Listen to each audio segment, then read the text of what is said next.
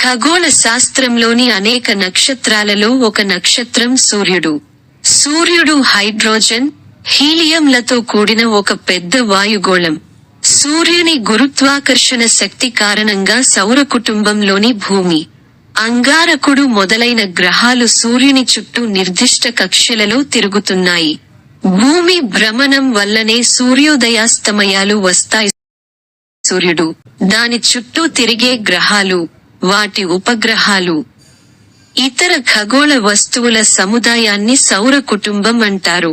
దీన్ని సౌర వ్యవస్థ, సోలార్ సిస్టమ్ అని కూడా అంటారు. నేరుగా సూర్యుని చుట్టూ తిరిగే వస్తువుల్లో అతి పెద్దవి గ్రహాలు. మిగతావి మరుగుజ్జు గ్రహాల వంటి చిన్న ఖగోళ వస్తువులు. సూర్యుడి చుట్టూ పరోక్షంగా తిరిగే వస్తువులు సహజ ఉపగ్రహాలు. వీటిలో 2 బుధ గ్రహం కంటే